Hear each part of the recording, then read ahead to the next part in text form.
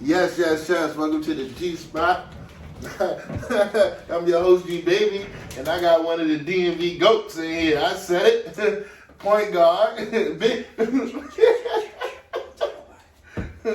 Y'all know him as the Uber driver in the Goodman League. How do you know what I'm saying? Just trying to stay focused, man. Figure everything out. Went through a year of COVID. Yeah. You know. But a lot of people don't have the grind to survive stuff like this. You know what I mean? Yeah, yeah. I'm built different, man. I may be doing construction one day, maybe hooping for some money the next day. Yeah. So you just gotta have a different mentality to survive out here. Yeah, absolutely. Yeah, yeah. Me and the Uber driver, we met. He was home from school. We was doing security. Shout out to Vic and Emilio. Good man. Vic. Yeah, definitely. He was watching game film. I was like, that's D1 ball right there, my man. He said, that's me. And you know, in the pick your brain, you was just showing me the ins and outs of like how you control the game from the point guard situation, man.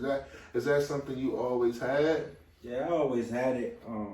Looking back on it now, you know, being a true point guard is one of the hardest things because when you get in these NBA workouts and you play one-on-one, that's not me showcasing my ability. Yes, no. You know what I mean? Yeah. So a lot of true point guards, you know that they're a true point guard before you see them one-on-one. This comes from scouts watching film saying, oh, this kid really knows the game. It's hard to show that you know the game in a one-on-one workout. You know what I mean? Yeah, definitely, yeah. So you got to have the skills, plus you have another attribute about yourself that I really understand. Man, he dropping jewels for y'all. Understand what he was saying. When you playing one-on-one, you show your talent. You're not showing how talented you are in a point guard because it's not really game settings. Nah, it's not. Absolutely. But you just got to pick and choose. I'm not telling nobody to not be a true point guard. Just understand, true point guard is a little bit different than your average Joe that's God gifted. Yeah, exactly. I can jump high or I can shoot the cover off the ball. Right. It's hard to showcase you're a true point guard. Oh, okay, definitely. We gonna dive into you going to that monster ass high school. Y'all won 2 state championships, blowing people by 30. Y'all was like the Jordan Olympic team, the real dream team. Yeah, it was real good. And I still talk to people this day, you know, thinking now with where the world's at right now, I wish we would have recorded more. I wish a lot of people would have had phones out and Instagram and NIL deals and, you know, I could only imagine what we could have been making as players today. Yes. You know what I mean? So it was a blessing. It's a lot of memories there. There is some photos, some news articles, but I wish it was happening right now the way the world is right now. Oh, the platform today, man. I mean, you could cross a dude up in the first quarter, and by the second quarter, that thing rival. I'm telling you. 2 point. You got 2 million followers. Most definitely. Let's talk about the AAU because when you were playing AAU, that's when it like really took off. I mean, people knew about it, but mom and pop teams was coming around. Then they started with the sneakers, and then you know you had the local restaurants and rec centers. You know what I'm saying? Just speaking on AAU out of PG County, and I spoke with a good friend yesterday, JD, and you know JD. Yeah, JD. We were talking about how basketball today, kids don't want to play against the guy that's the best. No. Back when we were growing up, it was nothing for me to try to find Sam Young. I want to go find Bobby Mays. I want to go find Tyron Lawson, Trey Kelly. I need to see you. Like, we need to have a heart-to-heart on this court. Right, and definitely. That's what's missing from today's game. Everybody just wants to work out with a trainer, post a video, get some likes, and hopefully get in school. Yeah. But you don't have that grit, that dog that it takes to, now you're a little different. Yeah, definitely. So, not downplaying basketball now, but it's not the same. No, absolutely. It's not. They know that. Nowhere near. You look at it, the private schools, the WCAC, you look at the public schools, You couldn't tell the difference back then. No. Everybody had dogs. Yeah, everybody had dogs. Now I say it's kind of weird in playing ball or any sports in the DMV because all the private schools now are snatching the kids up, and most of them private schools are backed by AAU teams and stuff like that. That was something I got a chance to do. A lot of people don't know. I went to DeMatha for a year. Oh, okay, so you did to the private school. I went to private school and was undefeated there too, but just got in some stuff where private school wasn't for me because it was too much freedom. I wasn't mature enough to say, hey, you got this assignment due a month from now. Yeah. You gonna give me a month? You know what I mean? And that's the difference in private school. My daughter, she's in private school, but that's the difference. They prepare you for college. Yeah, absolutely. I wasn't ready for that mature level as far as school. Mm-hmm. So, you know, if you tell me I got a month or two to finish assignment's not gonna get done. When you attended the math though, prior to how old was you when they started recruiting you? I would say it was about 7th or 8th grade. I started hearing from Mike Jones and going up there with the Joe Fortes, the Keith Bogans, working out, just, you know, getting my feet wet. They prepare you that this is what you're getting ready to get into.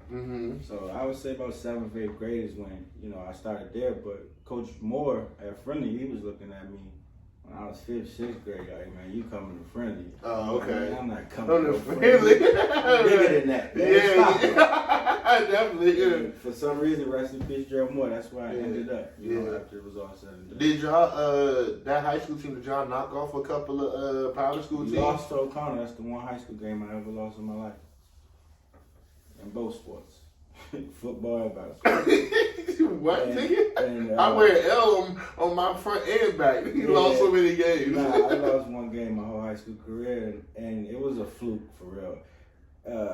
We played them the first game of the year, so it was like we wasn't prepared for what. Oh yeah. You know what I'm saying? We in jail all the way. If we would have seen them later on in the year, we'd have smacked their ass. But they got us the first game, but never lost again ever again. Oh, God damn, man, that's incredible by itself, man. Yeah. The morning he gonna come on the show, he never lost a little league game. Yeah. And he had probably was plus 700 in high school, but to never, I know the little Netflix series that down south to do Juju Atwaters, he never lost a little league game. That to do it on a high school level. That's different. I had it similar to that. I lost maybe 2 games in Boys and Girls Club, but I was playing against Taiwan Lawson, Dwayne Anderson, Dante Cunningham. You know, they was on Andrews Air Force Base. Oh, okay. So they had a bunch of kids that came from everywhere. But they played for Allentown Boys and Girls Club. So I lost 2 games there. And the crazy thing is, I lost 1 game in high school, and then college. I didn't win a Big East game my first year. Dang. So it's like that's a like reality. Real Turner. Like, how are you built for this? Like, did you make the wrong decision by going to South Florida and wanting to play in the Big East? Yeah. But it was like, you know, my makeup and my body is like, I'm gonna weather the storm. Like, we different. But take us through that recruiting process, because you if you had South Florida offer you, I'm pretty sure you have multiple. Maryland, Georgetown, Illinois, and short story. I was at Notre Dame Prep in Massachusetts. Okay. Notre Dame Prep. It was me, Chester Frazier, Paris Carter. Illinois came to see us, and the coach basically put us in a room, and he's like, "Whoever plays good today, we offer." Yeah. So it's like straight like that. Yeah, like there ain't no cut cards. Yeah. The best man win. And I got put in a bad situation with coach. The teams was not aligned right for it. If me and him battling, he got 4 starters and him. And you gave me the 3 dudes and the 1 Chinese dude that's paying to go to the school. Right. So it wasn't a fair battle, but for some reason it played out how it was. And Illinois at the time, that's back when they were in the Final Four with Deron Williams and Luther Heads. So they was coming off of a crazy year. Yeah. So I stepped back and I'm like, maybe that's not the situation I want to get into. I'm not trying to follow nobody's shoes. Like, I don't want to get in somebody's shoes. Okay. Live up to what they did. Yeah. I want my own. Right. Okay. You know, so then South Florida was also there. They witnessed what how the thing. They're like, oh, that's a kid. So when Yeah, they yeah. came to the table, they said, hey, we going into the Big East. Mm-hmm. You know, this is the amount of teams. This is when the Big East was the biggest ever. Yeah, 18 teams, Yeah. everybody. Pittsburgh, Louisville, UConn, Yes. Syracuse, Georgetown, Right. Rutgers. List goes on. Seton Hall, DePaul. So I'm like, So your first year in school, y'all first year was in the Big East. Big What, East. I mean, your freshman year, y'all was in the Big East. Oh, jumped in the water with the Sharks, and I tore my ACL actually my first year, and I didn't get to play in the Big East, but I got to watch it. We lost every game in the Big East. Damn. Lost, I think we lost 75% of our games were by 4 points or less. Okay. And we started a walk-on point guard. So everybody was saying if Chris Howard was out there, this team gonna be loaded. We had Solomon Jones go to the league, and we had 2 other people that were projected to go to the league as well. Yeah. So I'm like, shit, I ain't missed my opportunity to play with these dudes. Right. But I'm also itching because I'm like, I know I can get out there. I see what, you know. What's going on? Yeah. You already done busted I see. on the AAU circuit anyway. Cool, Yeah. I'm gonna be alright. So I get through that year, and I'm getting ready to come back, and I tear it again. Bam. Second time. So now mentally, and it's crazy. My daughter just tore her ACL too, going into her senior year. But mentally, it just was like, damn, like you don't want me to make it. You don't want me to. Yeah. Like, dang, now I'm back against the wall. Like, come on, man, you making this hard. Like, Yeah, definitely. Ain't that you put in all that work over the summer, and you get to the point where you lose faith. There was times where I lost faith, and I'm like, man, this ain't it. Blah blah blah. So long story short, rehab back, and I come back in 6.5 months. Oh, okay. They're like, whoa, like shit, he got back 6.5 months. I led the Big East in assists that year. That was all my year. They didn't chart it because I only played 14 Big East games instead of the whole 18. They say you have to play like 27 games to get a record or say, oh, he played enough. Them NCAA. But it's in the book. Yeah, it's in the book. Right. Where I was. And, you know, it's my first college game I played against Louisville. Like, yeah, damn. they pressed 94 feet. They on your ass. They fouling you. I'm It's like, loud. this shit crazy. Tell us about that because everybody really wants to experience going into Duke or going into any of these. No, they don't. Yeah, because soon as you get off the bus, you go in the stadium, they at you. One of the craziest things, and this is like Cameron, Duke, all those. If you ever get a chance to play at Syracuse or go to a Syracuse game, what they do is put the court in the middle of the football field. Right. Yeah. So you're in a football arena. Yeah, this isn't a basketball arena. This is 50, 60,000 people. Yeah. In all orange with cameras. Flashing lights. You like, oh shit, this shit crazy. Oh man, what I get myself into? So we playing Syracuse. We at Syracuse, and they got a Renze Waku who's from here. A couple guys from here, Paul Harris, Johnny Flynn. I'm cool with all of them. Yeah. Okay. So I walk out, and you come out this tunnel. As soon as you hit the tunnel, it's like lights, just Wow. star-studded. Like you really, if you don't humble yourself, you gonna lose it. You don't even got time to. Yeah, this is different. Like this ain't no. So you get out on the court, you warm up, and then you look over, you got Dick Vitale. Hey, live, he got the bright live here, South Florida versus Syracuse. We got the Big East tournament, blah blah record.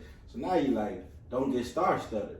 That's another process of what people don't understand. You run into LeBron. So imagine you see LeBron, you gotta act normal. Yeah. You playing against this dude, that Johnny Flynn, that they saying gonna be the first round. Protected to go. Yeah. And this is who you competing against. So you like, oh shit. You know what I mean? This shit's real. You got all these old alumni, Carmelo's sitting courtside. Yeah. All these Syracuse alums, there's Dirk Coleman's, and you like, oh, this crazy. So I used to have a trick, and I don't tell too many people this. Exclusive. Before every game, like I would be at half court, and I remember Syracuse and all this stuff's going on. People were screaming. I used to close my eyes and say, all these motherfuckers is here to see me. Oh. And that just humbled me to, regardless of what's going on, Yeah. y'all really came to see this. I'm here. This what y'all want to see. I'm here. Right. And it Right. just numbed everything outside of that. It just, I'm playing. Because I'm about to ask you how you go through your preparation, but keep it simple as that. And that's something that it don't get no simpler than that. Yeah, good or bad, you came to see my show. Right. No matter if let's say I had zero. Yeah. You paid your ticket or came through these doors to see whoever. You just scored zero. I'm the show. Yeah, absolutely. So that just humbled me, and I just stuck with that trend no matter. I don't care where I was at. Because I want people to understand. Take us to like a media day. Media day. So like, and that's the difference of Big East and all this other stuff. People, yeah, Madison Square Garden, bro. Damn. You know what I'm saying? Like, yeah, Mecca basketball. This is where you see Jordan, you see Patrick Ewing, you see you in the same when Jordan's sitting there saying, yeah, I'm at 45 tonight, we're gonna get ready for game 6. You're in the same seat. This is the same exact seat. Damn. It ain't no different. We in the same room. Yeah. So it's a very humbling experience. And coming from PG County, you gotta watch what you say too. You gotta handle yourself in a professional manner. Right. Yeah. That's the part where, you know, I used to always remember. Do you think they can identify you PG boys? For sure. I mean, ain't nothing changed, man. right. It's there. Like, right. And you be proud of where you from. Right. The part where I try to reach the kids and people coming up is a certain way to act. And my mother, everybody always taught me before all this stuff even happens, when you get to that level, if you can't put it on the front page of the paper, don't say it. Yeah. It's just that simple as that, yeah. If you can't put it on the front page of the paper without embarrassing your family, your child, or whatever, all that stuff, don't say it or do it, bro. Yeah. With the whole media day, the media is constantly in your face, even after a loss. How do you even, like, after good or bad, they there? Do they choose like who gonna speak, or the captain automatically goes? It ain't just captain. I mean, it depends on who plays games. But my coaches, all of them, Robin McCullough, Stan Heath, I was very good at speaking to them. I was very humble, very aware of what not to say, what. And we had some knuckleheads. Oh yeah. We had some dudes that don't give a fuck about none of that. No. We only cussing because we here. right. And we had people that didn't. So I mean, I used to be the person to cover things and clean things up when it said, like, you know, I remember Dominic Jones, who was an NBA championship, was my teammate. We were at media day, maybe my junior year, and they picked us second to last in the Big East. And media's all around us, and they're like, you know, how do you feel about being second? And he says, y'all fucking crazy. Y'all think we gonna finish second? Y'all fucking crazy. Yeah. I'm like, hey. You know, everybody has the right to feel the way they feel. We're gonna come play as hard as we can and see where we end at the end of the year. You know, thank you guys for, you know, putting us there. It's only gonna motivate. Fuck that, man. Crazy. You know what I'm saying? But right. That's how I feel. Right. But you can't come off that way. You know?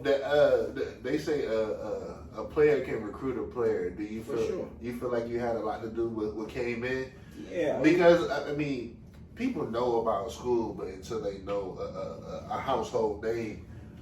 I honestly wasn't planning to go to South Florida just in general. And you're right, a player can recruit a player, and a university can recruit you, or a city can make you want to come. Okay. You go on these visits. Yeah. A city alone can make you say, yeah, this is what I want. A female. Yeah, absolutely. Can make you say, I want to this is where I want to be.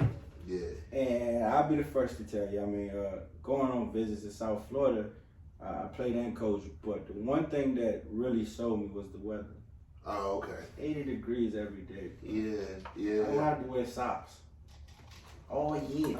You feel me? Yeah. That's different. Like, even if I'm having a bad day and I go outside, I'm like, life ain't that bad, man. Not at all. You know, it could be 3 degrees somewhere else, but here, I got my toes out, man. Yeah. What else can I ask for? Yeah, definitely. White beater and shorts, the class. Yeah, no bull. You know, I go on a visit, you got females. South Florida's one of the 5th biggest schools in the country. 50-some thousand students, 28,000 females. Wow. So you go to class, you seeing bikinis. They came from the beach, going to sociology and biology. Yeah. They in biology in a swimsuit. Yeah. That's enough to sell a dude from PG County. You ain't seen nothing like that. Nah, you ain't. You like, oh. You go on your visit, you hit him with the Harlem Nights. Mommy, I'm not coming home. I'm staying. Right. You know, so, I mean, player to player, I had Gus Gilchrist came from there, who graduated from Friendly. Okay. So, the relationship was there, so he Yeah. came and killed the Big East while he was there. But you build a brotherhood. Like, I'm still close to every teammate I ever had in South Florida. Anybody. There's no bad blood, none of that. Yeah. And a lot of people now, it's starting to become even bigger is the alumni base. Yeah. Guys with the money, the players that used to play there, they Yeah. come back and show love and make sure you're all right. But now you don't have to do that anymore. They're giving out money now. Right. You had a culture change. Yeah. Too. I had Robert McCullough got fired, and Stan Heath came on. And shout out to Stan Heath, shout out Robert McCullough. Did he addressed you like, I want you to stay here? No, wanted me gone. And you On stayed? God. And you stayed? Yeah. Why you stayed? That's my makeup. Swear to God, we're playing in a tournament. I'm giving y'all exclusives too, I swear to God. Only on the G-Spot. So we're playing in a tournament, maybe in Puerto Rico or somewhere. We're in the locker room and we're losing, I think, to like Robert Morris or something. And he rips me. Oh, you're terrible. You're not playing well. We're playing slow. We got to play faster, blah, blah, blah. So I lose it. Kicks me out the locker room. Get out. All right, fuck it. I'm out of here. Walk out the locker room. Other coaches talking to me. He has a meeting with me. Says, you're too slow. You're too slow as a point guard. Right. So I'm like, all right. But in my mind, if I'm too slow, nothing moves faster than the ball. So I never understood that token on a player to say, you're too slow. You're a true point guard. Nothing moves faster than the ball. You heard it right here from a point guard, man. That's gonna go over so many people's head, but and you know it crushed me because it was like damn, this is one person that never believed him. That's how I felt. Right. I never had somebody tell me you ain't good enough, you ain't it. Yeah. So the head, I'm like shit, like what's going on? Right. You know, so they started recruiting, and all kids understand this. They will always try to recruit over your head. I don't give a fuck how good you are. I don't care who you think you are. I don't care who your parent was, your dad. They will recruit over your head. At all times, they're looking for the next best thing. Yeah, that's in life. So during that time, they found a kid named Anthony Crater. Shout out Anthony Crater, I love you, bro. From Ohio State. He transfers into South Florida. About 5'11", fast as hell. Fast as hell. I'm like, oh, okay. So Dominic Jones and my other teammates and other coaches is like, you know, this is the way he's trying to go, you know, boom, boom, boom. So my best friend, Sam Young at the time, was also in the Big East with me. Yeah. He comes down to Tampa that summer. And me and him both look at each other. He say, you going to be fast as hell, bro. We're going to work our ass off. We got parachutes. We got weight vests. We ran every fucking day. Yeah. 3 times a day. I had my girl at the time in college. We running, working out, getting slimmer, getting stronger, everything. Yeah. And I never forget, it's the first practice. We starting the season, we going 2-on-2 live. I drive baseline, Anthony Crater slide over, I take off. Boom, punch it on his ass. Nasty, like disrespectful.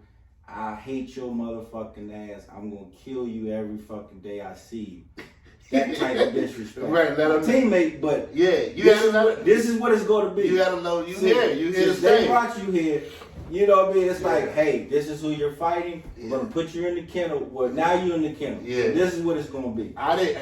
You didn't do this to yourself. Yeah, I didn't come for you. They brought you to me. So now you gotta feel. And if you're gonna live up to it, it's gonna make you better. And if you throw the punch back, it's gonna make me better. Right. Yeah. Granted, it didn't work out in his favor. You know, I did what I'm supposed to do, and you ain't gonna outplay me, bro. I promise you. I'm gonna die before I let you do that. Cause I never felt it, so I don't never even want to feel like somebody said you're not good enough. Okay. Like that just was the motivation I needed to say, hold on, bro. Nah, we ain't going that way. Yeah. And the crazy thing is, so all of that happens, Yeah. and Stan Heath gives me my first coaching job at South Florida. Same guy that told me I wasn't good enough. Yeah. You ain't fast enough.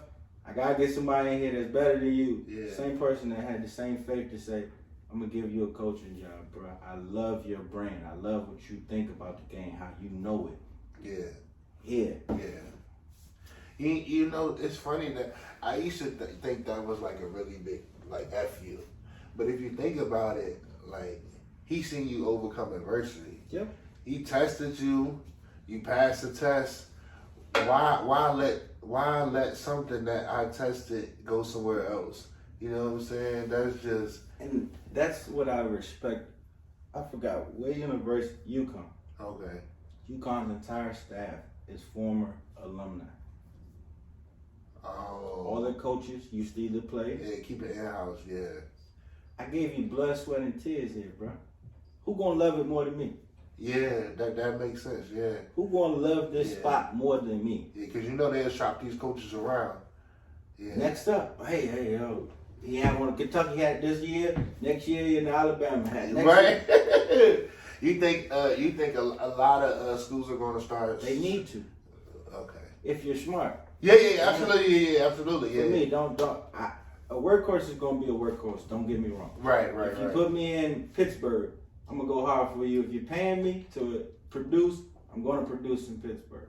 Right. But I'll be lying to you if I said I don't love South Florida more than I love any school in the country. Yeah. That's where I did it. That's where my name is in rafters and on records. Right. Can't do that. Yeah. I'm not gonna love no high school more than I love Friendly. Yeah. I don't care where it's at. So after you finished South Florida, you probably went into in the mode of getting ready for NBA draft and all that stuff, and got ready for the draft. Worked out for like 2 teams. Pistons was really high. Joe Dumas' son was on South Florida's team, so Joe Dumas has seen a lot of my games, a lot of that stuff. Okay. And any player, listen to me, bruh. Any player, another gym that is preparing for the NBA draft or preparing to be an NBA player, make sure you know how to play one-on-one. It's that simple. It is that simple. Get a bucket. Be able to play one-on-one and be highly conditioned. Because that's all the workouts are. Is you and another person or you and a coach. They just want to see, can they push you to a limit of exhaustion where you start falling off, or you have enough will to destroy the person in front of you. Right. But sometimes I think they mess up a lot because when you put them in a 5-on-5 setting, they disappear.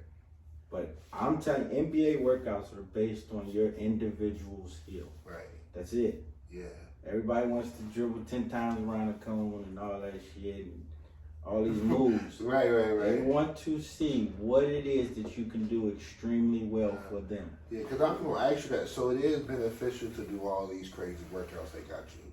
If you're going to try to going to the next level, if you go to like a camp or what's it called? Like a mine or anything like that. Yeah. It's beneficial, but for me and with all the training I do now, it's very situational. You have to put yourself in a situation. Yeah, situation. Understand what your strength is and then build on your strength. Don't get caught up. If you're going to be a shooter, shoot every fucking day. Okay. All right. If you're going to be a guy on the block, make 1,000 shots inside that paint around the block. Yeah. Don't worry about, I could do this a little bit. Let me go to this elbow and see if I can hit the elbow jumper. Yeah. Let me focus on what you do well and do that shit till you are tired every day. Do you feel like trainers get caught up and try to make everybody versatile instead of like? To me, that's insane. Okay. To me. Yeah. If a parent comes to me, if you think I'm gonna make your kid well-rounded, you're insane. Okay. Because you're selling yourself short. Because if you constantly even take the time to think about it, how many Kobe Bryants are in the world? 1. How many Jordans? 1. How many LeBrons? 1. How many KDs? 1. How many Kyrie? 1. So why are you trying to be them? Yeah. I mean, the only person that came close was Kobe and Jordan, but they still was two individuals. They said Kobe he stretched his game to the 3-point line, which Jordan really did. Yeah, I agree with that. Yeah. I'm a Kobe fan, but I'm speaking on your ability. A lot of people, you should sharpen all your tools and try to be. Yeah. But stop chasing the idea of I can do everything. Yeah. I need it. No. Oh man. Be able to rebound. Yeah. Be a monster rebounder. So right. They're gonna find a spot for you. Yeah. The more options being a monster rebounder. With the Manimal. Yeah. Dennis Rodman. Be one of them. Shit, Popeye Jones. Knock the mid-range down. Be a guy that can knock the mid-range down consistently. Yeah. Be a guy, if you kick it to me and I'm wide open, I'm going to make it at 40%. Oh, okay. It's more of that. Right. Stop trying to, all these people. You being a high school star before we go there, what you think 3 things kids should have? In high school? Yeah. Because some reason you go on these YouTube videos, pat. I think the first thing that a kid should have is a strong mind outside of just life. And that's not even got nothing to do with the Do ball. with basketball. Okay. Strong mind, because so many distractions now. Oh, yes, you can get caught up fast. Yes. I had a kid in high school. Okay. You know what I mean? Yeah. And my daughter when I was a senior. Right. Living fast. Yeah. You know what I mean? Yeah. So the mind is the most important thing as far as growth, anything, because it's bigger than basketball. You're going to run into many hurdles and other avenues that can derail you from basketball. Well, yeah. You have to have a mind for it, a desire. Yes. Secondly, I have a purpose. If you have a purpose, you're going to work on exactly what you need to work on to get to where you're going to have to get to. Yeah. And thirdly, be a winner. If you do these 2 things with your mind, having a purpose, put those together, it's going to equal how hard you work to always be a winner. May not win them all, but you're going to work because the purpose is to be a winner. Yeah. Everybody can't be Chris Howard. I'm not saying you could beat me, but we talking about the high school record. I'm saying if you have a mindset that I'm going to be a winner, I believe in anything. If you do a circle and you keep 1 foot in front of the other. All right, yeah. We're back with the G-Spot Chronicles. But definitely, we're going to finish up here. But I'm definitely going to, hold on, got to pick your brain for some stuff. So after the NBA tryout and all that, so with Adrian bring you along, you know, and of course you crossed the water for a little bit. Tell us about that experience. So you get ready for the draft, and of course you sit back and, you know, wait for the verdict, which, you know, is slim to none in my situation at the time. Right, coming off 2 ACLs. Oh, okay. You know, playing the Big East. Had some good years, but I definitely knew I could play professional. I wasn't going to stop chasing the dream. Right. I met an agent through Andrew Washington, who went to Friendly SpongeBob, who's a street ball legend. Yeah. He had an agent, and he was telling me he can give me a lot of money. Like, you know, you good enough to play, blah, blah, blah. You have a resume, you played in the Big East, blah, blah, blah. And he found me a job in Ukraine. It was my first job. Okay. And I get over there. SpongeBob is actually over there. He's playing on a different team. And my teammate was Travis Garrison, who's McDonald's All-American from Damascus, from this area. Right, yeah. So I had somebody that made me feel